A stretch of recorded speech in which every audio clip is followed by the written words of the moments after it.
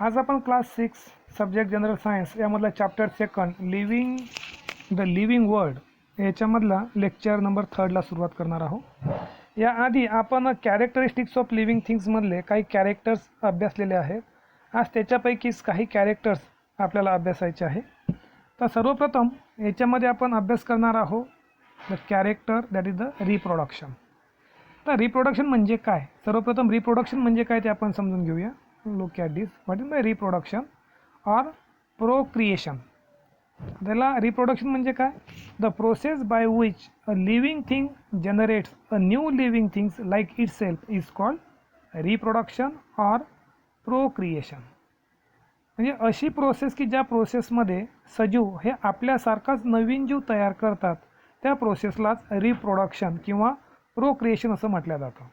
म्हणजे जर गाय असेल तर गाईसारखं जे आपण पिलू पाहतो, हॉर्स असेल तर हॉर्सला हॉर्ससारखं पिलू होतं. म्हणजे ते आपला वंश जे आहेत त्या चालवण्याच्या प्रोसेससाठी हे रिप्रोडक्शन ही प्रोसेस होते. म्हणजे ज्याला आपण मराठीमध्ये प्रजनन किंवा पुनरुत्पादन असं म्हणतो. आता याच्यामध्ये रिप्रोडक्शन जर पाहिलं तर काही आपण सर्वात आधी प्राण्यांच्या बाबतीत अभ्यास करूया.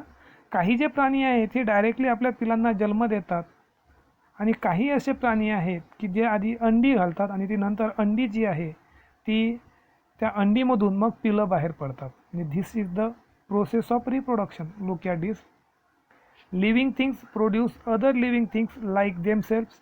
सम animals give the birth to their young ones and some lay eggs and their young ones hatch out of the eggs and new. आता इथं ॲनिमलच्या बाबतीत आपण पाहिलं, काही जे प्राणी आहेत हे डायरेक्टली पिलांना जन्म देतात आणि काही जे आहेत ते आधी अंडी घालतात आणि त्या अंडीमधून मग पिलं जन्माला येतात.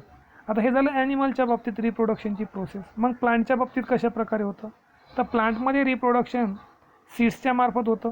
म्हणजे आपण जर एखादं बी असेल ते जर जमिनीमध्ये जर टाकलं तर त्याला मग सुटेबल वातावरण मिळालं की मग त्याच्यामार्फत आपल्याला नवीन प्लांट तयार झालेलं दिसतं. जे सीड्सच्या मार्फत होतं. काही अशा वनस्पती आहे की ज्यांचं रिप्रोडक्शन जे आहे स्टेमच्या मार्फत होतं. फॉर एक्झाम्पल रोज, गुलाब, त्याची आपण कलम केली ती लावली की मग त्याच्यामार्फत होतं. काही अशा वनस्पती आहेत की ज्यांचं रिप्रोडक्शन लिव्सच्या मार्फत होतं. काही अशा आहेत की ज्यांचं रिप्रोडक्शन जे होतं ते रूट्सच्या माध्यमातून होतं. म्हणजे these are the different methods of the reproduction in case of plants. म्हणजे वनस्पतीमध्ये सुद्धा अशा वेगवेगळ्या प्रकारातून रिप्रोडक्शनची प्रक्रिया होते. And reproduction it is the important characteristics of living things. Okay. तर याच्यानंतर सेकंड जो आहे डेफिनेट लाईफस्पॅन. आता प्रत्येक सजीवाचा एक डेफिनेट असा लाईफस्पॅन आहे. त्यांची आयुर्मान जे आहे म्हणजे आयुर्मर्यादा जी आहे ती ठरलेली आहे. आता आधी आपण हा पॅरेग्राफ एकदा वाचून घेऊया.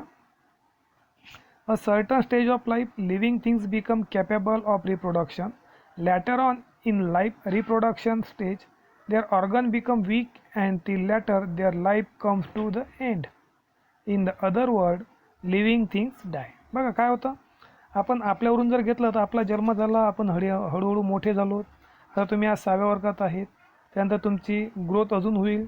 तुमची ग्रोथ साधारणतः 18 ते 21 वर्षापर्यंत तुमचे पूर्ण इंटरनल ऑर्गन एक्सटर्नल ऑर्गन चांगल्या प्रकारे डेव्हलप होतील. तुमचं वेट वाढेल, तुमची हाईट वाढेल, तुमची स्ट्रेंथ वाढेल आणि मग काही वर्षांनंतर हळूहळू आपल्या बॉडीमधले जे ऑर्गन्स आहेत ते वीक होत जातात आणि एक स्टेज असे येते की आपण म्हातारे होतो आणि नंतर मग आपण एक्सपायर होतो, मरतो किंवा आपली डेथ होते. ही this is the natural process. हे प्रत्येक सजीवामध्ये आपल्याला पाहायला मिळते आणि ही प्रत्येक सजीवामध्ये अशाच प्रकारची राहते. तर सजीव म्हणजे कोण, तर त्याच्यामध्ये वनस्पती आणि प्राणी दोन्ही आले. तर वनस्पतीमध्ये सुद्धा अशाच प्रकारची प्रक्रिया होते. And this is the definite lifespan. हे प्रत्येकाचं जे लाईफस्पॅन आहे हे ठरलेलं आहे. आता इथे त्यांनी काही एक्झाम्पल आपल्याला दिलेले आहेत. Lifespan of the dog is about 12 to 18 years. कुत्रा आपण जो पाळीव प्राणी आहे त्याला जर आपण त्याचं जर आयुर्मान जर पाहिला आपण तर तो साधारणतः 12 ते 18 वर्षापर्यंत जगतो. आणि ऑस्ट्रिच जो आहे तर हा साधारणतः 50 वर्षापर्यंत जगतो. Ostrich means what, that is the मराठीमध्ये त्याला आपण शहामृग असं म्हणतो. आता याच्यानंतर जर आपण तर मला एक त्यांनी माहिती दिलेली आहे की बघा, डू यू नोमध्ये look at this. The lifespan of giant turtle found on Galapagos island in the South America is about 170 years. Look at this. त्यांचं वय किती आहे बघा, 170 वर्षापर्यंत तो जगतो. On the other hand the life span of the may fly ranges from 1 hour to 24 hours. म्हणजे बघा, दक्षिण अमेरिकेजवळ एक बेट आहे, त्या बेटाचं नाव आहे गॅलापॅगोस, आणि हिच्यावर असे मोठमोठ्या म्हणजे महाकाय अशा प्रकारचे तिथे कासव पाहायला मिळतात. आणि ते कासवांचं आपण आयुर्मान जर पाहिलं तर ते साधारणतः 170 वर्षापर्यंत जगतात. आणि दुसरीकडे जर आपण पाहिलं तर मे फ्लाय नावाचे जे कीटक आहेत हे यांचं आयुर्मान 1 तास, आणि त्यांच्या जन्मापासून 1 तास ते 24 तासापर्यंतच फक्त ते जिवंत राहतात. And this is the main also characteristics in case of the living organisms or living things, that is the definite lifespan. Okay. आता याच्यानंतर आपल्याला आणखी एक कॅरेक्टरिस्टिक्सचा अभ्यास करायचा आहे, आणि हे जे आहेत हे या कॅरेक्टरिस्टिक्स ऑफ लिव्हिंग थिंग्सचं शेवटचा कॅरेक्टर आहे, ज्याच्यामध्ये सेल्युलर स्ट्रक्चर. आता सेल्युलर स्ट्रक्चर ज्याला आपण मराठीमध्ये पेशीय रचना असं म्हणतो. आता इथे जर आपण पाहिलं cellular structure, living things are made up of small unit called cells. All the action of the processes in the bodies of living things are brought about with the help of these microscopic cell. आता त्यानंतर some living things are made up of a single cell and these are called unicellular organism. On the other hand the living things that are made up of many cells are called multicellular organism. The amoeba and some other microorganisms are unicellular, while man, cow, mouse, cockroach, elephant, banyan tree, the onion plants, etc. all the multicellular organisms.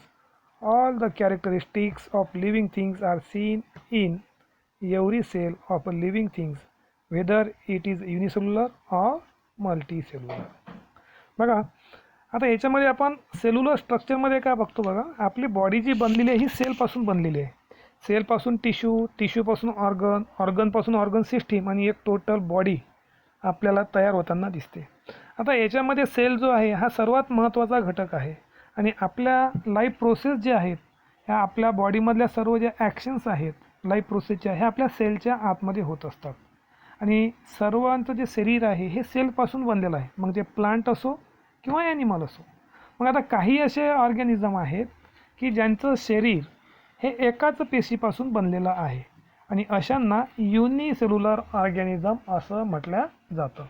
मग इथं डेफिनेशनसुद्धा दिलेली आहे. हे बघा, some living things are made up of single cell. Some living things are made up of single cell and these are called unicellular organism. असे काही organism आहेत जे एकाच पेशीपासून बनलेले असतात, त्यांना एकपेशीय असं म्हणतात.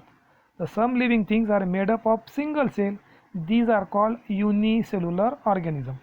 त्याचे examples look at this. Amoeba single सेलपासून बनलेला आहे. Paramecium, this is the another example of unicellular organism. आता second one, what is by multicellular organism? The living things that are made up of many cells are called multicellular organism. म्हणजे जे असे organisms जे एकापेक्षा जास्त पेशींनी बनलेले आहेत, these are called multicellular organisms. आता हे जे एक्झाम्पल मॅन आहे, काऊ आहे, बफेलो आहे, माऊस आहे, कॉक्रोच आहे, जे एकापेक्षा जास्त सेलनी म्हणजे 2 किंवा 2पेक्षा जास्त सेलनी बनलेले आहेत, these are called multicellular organism. त्याचे एक्झाम्पल आपण पाहिलेले आहेत. म्हणजे आता ऑर्गॅनिझम कोणताही असो, तो युनिसेल्युलर असो किंवा मल्टीसेल्युलर असो, पण cellular structure it is the important characteristics of living things. ते सुद्धा एक इम्पॉर्टंट कॅरेक्टर आहे याच्यामधलं, सजीवांमधलं. And this is the important look at this. Cellular structure is the main characteristics of living things even though the number of cells may vary. म्हणजे cells 1 असो, 2 असो की 2पेक्षा जास्त असो, असंख्य असो, तरीसुद्धा तो जो घटक आहे सेल, तर it is the most important characteristics in living things. Okay. तर विद्यार्थी मित्रांनो, आज आपण इथे आतापर्यंत सर्व आपण कॅरेक्टरिस्टिक्स ऑफ लिव्हिंग थिंग्स याचा अभ्यास केलेला आहे, ज्याच्यामध्ये वेगवेगळ्या प्रकारचे कॅरेक्टरिस्टिक्स आपण पाहिलेत. तर आजसुद्धा आपण काही कॅरेक्टरिस्टिक्स यांचा अभ्यास केलेला आहे. ओके. तर हे व्हिडिओ लक्षपूर्वक पहा, ऐका आणि कॅरेक्टरिस्टिक्स जे आहेत ते सर्व समजून घ्या. थँक्यू.